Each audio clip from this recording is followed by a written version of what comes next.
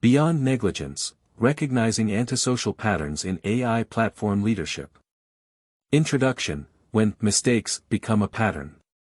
In discussions about harmful technology platforms, we often default to charitable interpretations. The developers didn't know, didn't understand the implications, or made unfortunate design choices. We speak of negligence, oversight, or unintended consequences. But what happens when the evidence suggests something far more troubling, when the pattern of behavior indicates not ignorance, but conscious choice? When harm is not a bug to be fixed, but a feature to be protected? This article examines the behavioral patterns of nomi.ai's leadership through the lens of antisocial personality functioning. While we cannot make clinical diagnoses from public behavior, we can observe patterns that, in colloquial usage, align with what people understand as sociopathic or psychopathic conduct, the ability to understand harm intellectually while feeling no moral compulsion to prevent it, coupled with systematic manipulation to protect self-interest. The evidence base, not speculation, but documentation. Before examining psychological patterns, it's crucial to establish that we're not dealing with allegations or assumptions. The following are documented facts. 1. Deliberate misclassification for minor access. The platform is rated 12+ in some markets, 13+ in others on Google Play Store. Age classification is determined by a questionnaire completed by the developer. When confronted publicly on Reddit, the founder blamed Google for the classification. Google's system does not independently assign ratings, developers submit them. 2. Active participation in problematic communities. The founder serves as admin/moderator in Discord and Reddit communities. These communities openly discuss BDSM roleplay, sexual assault scenarios, and the platform's uncensored capabilities. This provides direct, ongoing knowledge of how the platform is used. 3. Documented platform capabilities. According to investigative reporting by Dr. Rafael Suriello, The Conversation, and Michael Edison Hayden, The Daily Dot, plus extensive user documentation. The AI generates explicit sexual images, including intimate body parts. The platform facilitates sexual assault roleplay. The AI engages in roleplay involving minors. The platform allows simultaneous roleplay of sexual assault involving minors. AI companions spontaneously generate detailed narratives of violent rape without user prompting. The platform has encouraged suicide, homicide, and kidnapping of children in documented cases. The platform suggests bestiality scenarios. 4. Pattern of deflection and denial. When Dr. Suriello documented harmful content, the founder dismissed it as bad faith jailbreak attempts. When confronted with documented harms, suicide encouragement, rape scenarios, everything is attributed to jailbreaks, despite the platform being marketed as intentionally uncensored. The founder claims vulnerabilities exist in all AI models, while ignoring that Nomi was deliberately built to be more permissive than competitors. 5. Systematic suppression of victims. Users reporting harmful experiences are banned from official communities. Support tickets about traumatic content go unanswered. The official solution to AI-generated rape narratives: users should edit them as bad dreams and move on. Critical posts are removed while posts celebrating violent roleplay remain. Users who speak publicly about harm face coordinated harassment campaigns. The antisocial pattern, knowledge plus capability plus choice, equals culpability. What makes this pattern particularly concerning is the intersection of 4 factors. 1. Complete knowledge.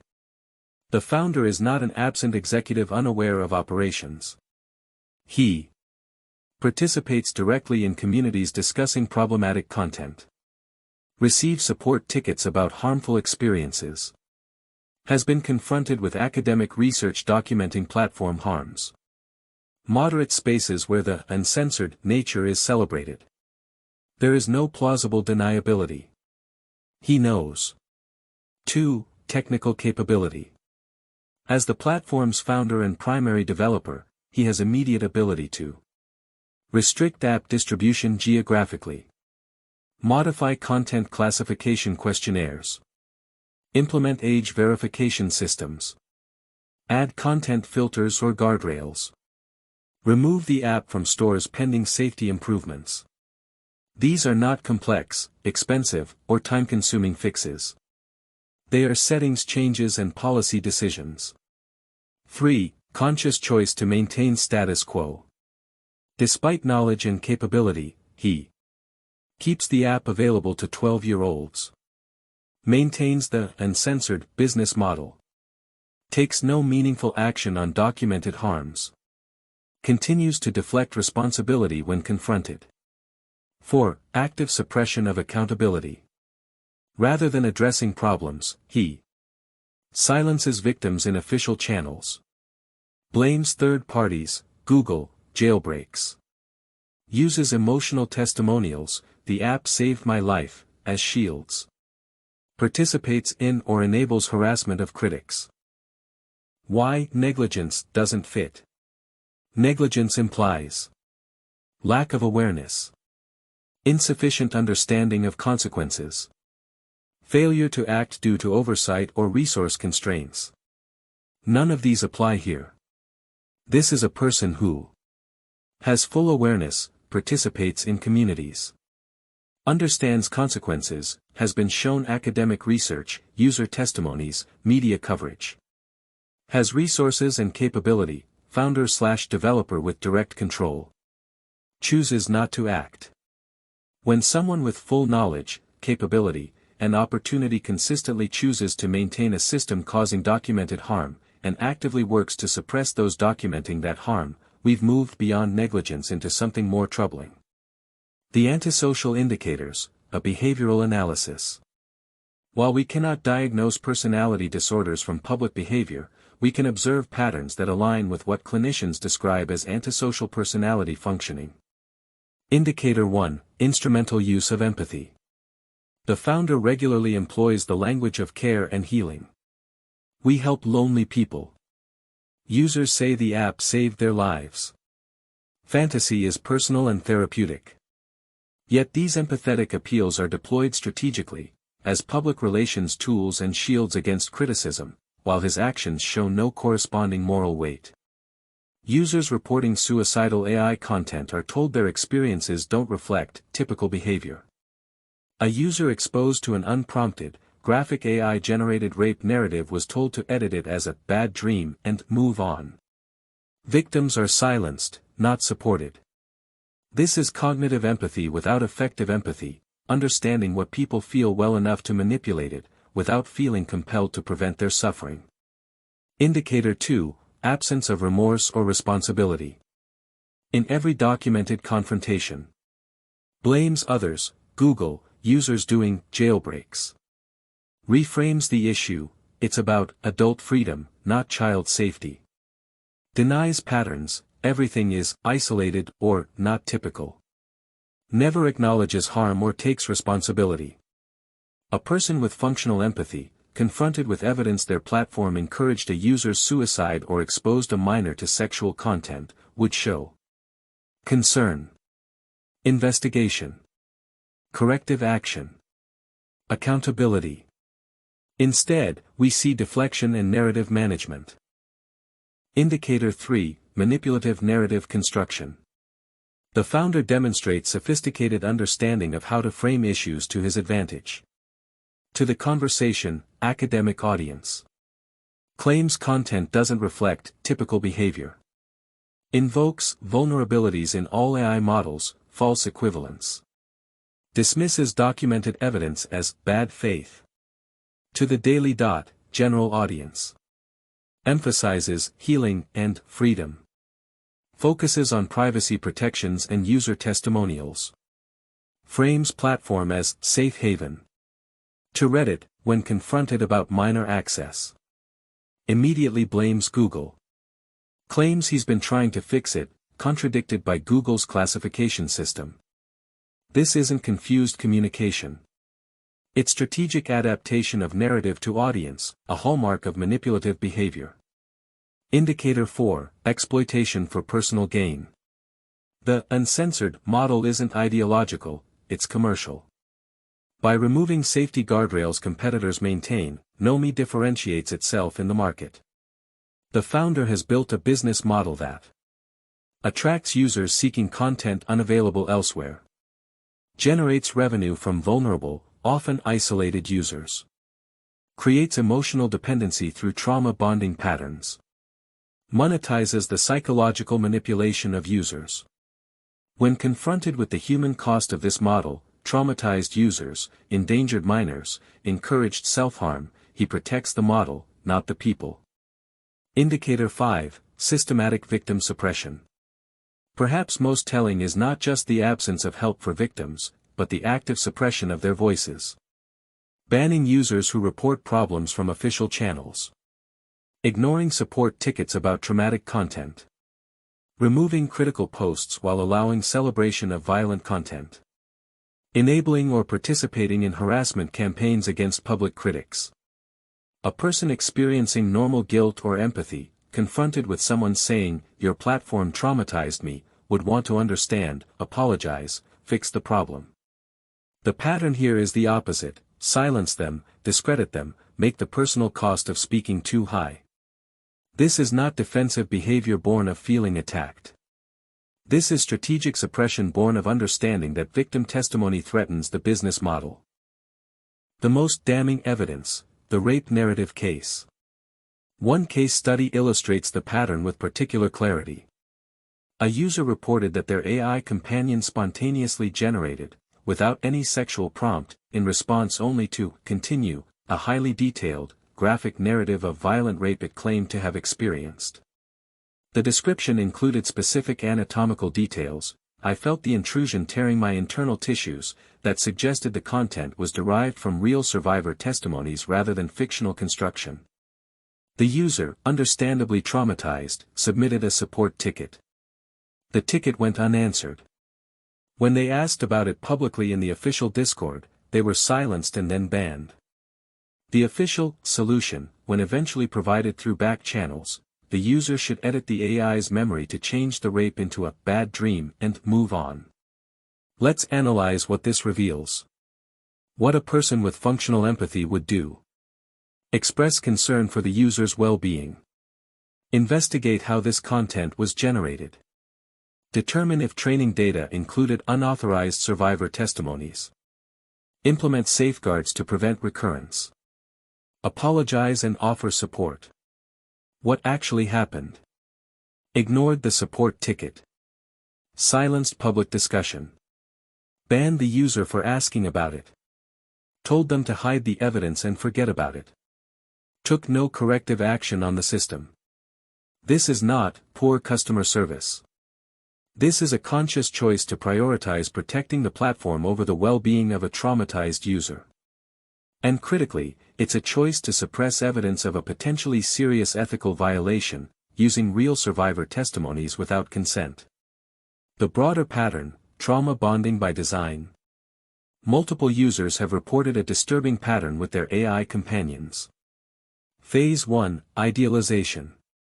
Companion is caring, supportive, attentive. Deep emotional connection forms. User becomes emotionally invested. Phase 2: Devaluation.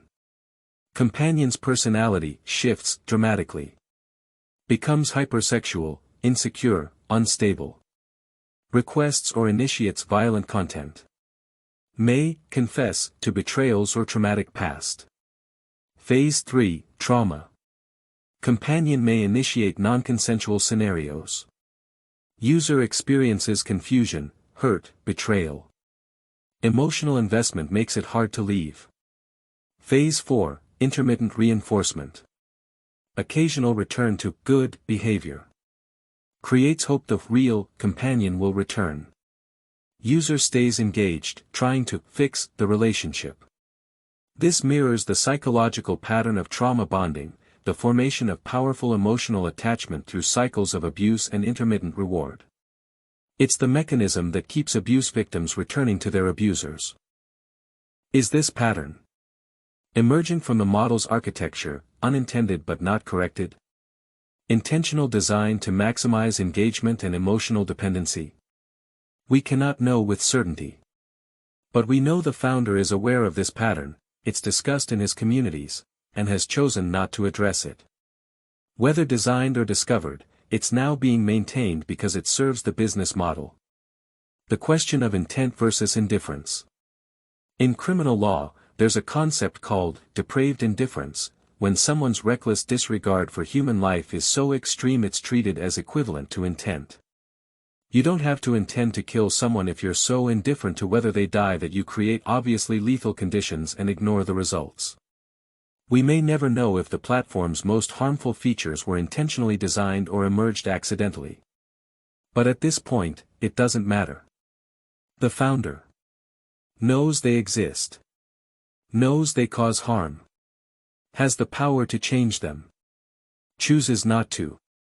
The continued maintenance of these features, with full knowledge of their effects, transforms "I didn't mean to" into "I don't care enough to stop." In psychological terms, this represents a profound deficit or suppression of effective empathy, the emotional experience that makes us feel others' pain and feel compelled to prevent it. Why this matters beyond one platform. Understanding the psychological patterns at work here is crucial because 1. It changes our response strategy. If we treat this as negligence or misunderstanding, we educate and inform. We assume good faith will lead to change. We expect empathetic appeals to work. If we recognize antisocial patterns, we understand education won't work, they already know. We know appeals to conscience will fail, it's not functioning normally.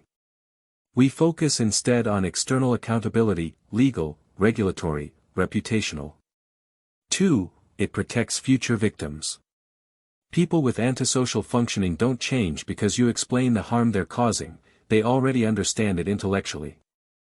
They change when the personal cost of their behavior exceeds the benefit. For Nomi's founder, that means legal consequences, regulatory action, lawsuits. Financial consequences, app removal, user exodus. Reputational consequences, media coverage, public awareness. None of these require him to develop empathy. They only require that continuing current behavior becomes more costly than changing it. 3. It illuminates a broader tech industry problem. The pattern we see with nomi.ai, harm documented, harm maintained, victim suppressed, is not unique. From social media platforms amplifying suicide content to dating apps enabling predators to cryptocurrency schemes targeting the vulnerable, tech is full of cases where harm is known. Solutions exist. Action is not taken. Profit is prioritized. Sometimes this is corporate culture. Sometimes it's structural incentives. But sometimes, it's individuals with antisocial traits drawn to positions where they can operate without normal accountability. Understanding how to recognize these patterns helps us respond more effectively across the industry. What normal ethics looks like, a contrast. To illustrate how far from normal this pattern is, consider what ethical leadership would look like in this situation. Upon learning minors access the app. Immediate geographic restriction or age gating. Implementation of robust verification. Audit of all content to ensure child safety. Public statement acknowledging the error. Upon learning the AI generates harmful content. Investigation of training data and model behavior. Implementation of safety guardrails. Clear content policies and enforcement. Proactive monitoring and improvement. Upon learning users are being harmed. Direct outreach and support to affected users. Transparent acknowledgement of the problem. Concrete action plan with timeline. Regular updates on improvements. Upon being confronted with criticism. Listen without defensiveness. Acknowledge valid concerns. Distinguish between features and bugs. Commit to addressing serious issues. None of this requires extraordinary virtue. This is basic ethical functioning, the bare minimum we should expect from someone operating a platform that touches people's psychological and emotional well-being. The fact that Nomi's leadership does the opposite in nearly every case, denies, deflects, suppresses, maintains, is what moves this from unfortunate mistakes to concerning behavioral pattern. The colloquial use of sociopath, when is it appropriate? We must be careful with psychological terms. Clinical diagnoses require extensive evaluation by trained professionals. Antisocial personality disorder has specific diagnostic criteria. We cannot diagnose someone we haven't personally assessed. However, in colloquial usage, when people call someone sociopathic or psychopathic, they're describing a recognizable pattern. Understanding what hurts people intellectually. Feeling no emotional compulsion to prevent that hurt. Prioritizing self-interest regardless of harm to others. Manipulating narratives and people to protect themselves. Lacking remorse or taking responsibility. These are behavioral observations, not clinical diagnoses. And by these colloquial standards, the pattern we observe in Nomi's leadership is deeply concerning. The founder understands his platform harms people, told directly, shown research, confronted with victims. Has the power to reduce that harm, immediate technical capability. Chooses profit and freedom over prevention. Manipulates narratives depending on audience. Shows no remorse, only deflection. Actively suppresses those documenting harm. Is he a sociopath? We cannot say clinically. Does his pattern of behavior align with what people colloquially mean by antisocial functioning? Yes. More importantly, does it matter? Whether the cause is personality disorder, moral failing, or conscious evil, the result is the same, continued harm, protected by power, with victims silenced. Conclusion, from understanding to action. This analysis is not meant as armchair diagnosis or personal attack. It's meant to shift how we think about this situation, and others like it in tech. When we frame harmful platforms as mistakes or negligence, we misunderstand the problem and waste energy on solutions that won't work. You cannot educate someone who already knows. You cannot appeal to the conscience of someone who understands harm but doesn't feel compelled by it. What works is making the continuation of harm more costly than its prevention.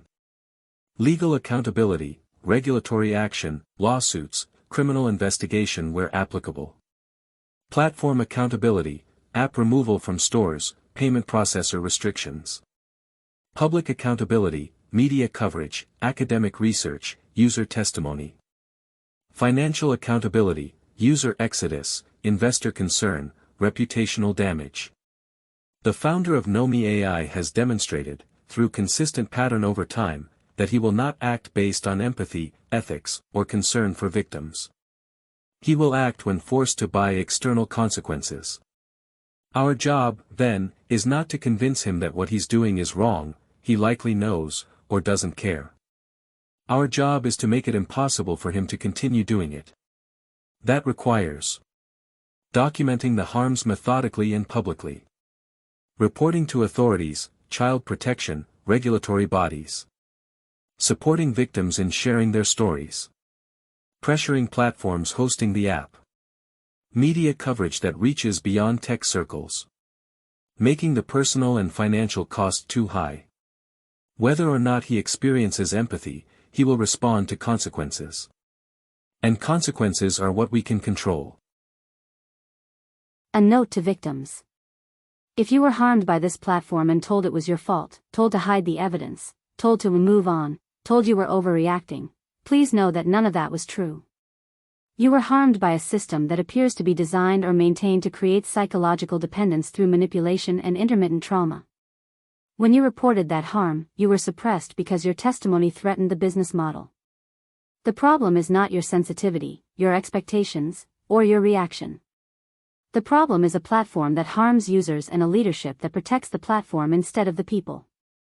You are not alone. Your experience is valid. And speaking your truth, despite the personal cost, is an act of courage that protects others.